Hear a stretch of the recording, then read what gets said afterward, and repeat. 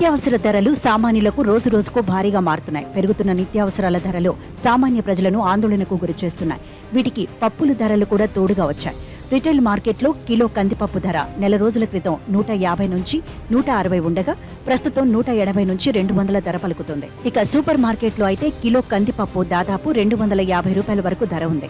మార్కెట్లో కందిపప్పు ఒక్కటే కాదు, మిగతా పప్పు దినుసుల ధరలు కూడా భారీగా పెరిగాయి. మినపప్పు ధరలు కిలో నెల క్రితం 90 నుంచి 120 వరకు ఉండగా ప్రస్తుతం 140 నుంచి 160 రూపాయల వరకు ధర పలుకుతోంది.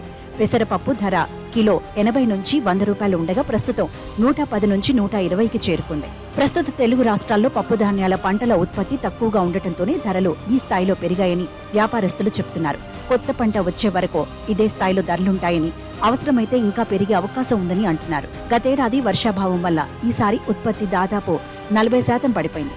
దీంతో హైదరాబాద్లోని ప్రధాన హోల్సేల్ పప్పుల మార్కెట్లైన కిషన్ గంజ్, బేగం బజార్, ముక్తియార్ గంజ్, సికింద్రాబాద్, మోండా మార్కెట్లలో పప్పుల ధరలు రోజుకో తీరుగా మారిపోతున్నాయి.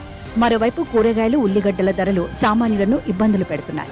ప్రస్తుతం దాదాపుగా ఏ కూరగాయ చూసినా కిలో 80 రూపాయలకు తక్కువ లేదు. ముఖ్యంగా టమాటా ధర కూడా సామాన్యులకు అందనంత ఎత్తులోనే ఉంటోంది. ఉల్లిగడ్డ ధరలు కూడా కిలో 50కి పైనే ఉన్నాయి. వీటికి తోడు ఇప్పుడు పప్పుల ధరలు కూడా పెరగడంతో పరిస్థితి మూలిగే నక్కపై తాటిపండు పడిన చందంగా మారింది.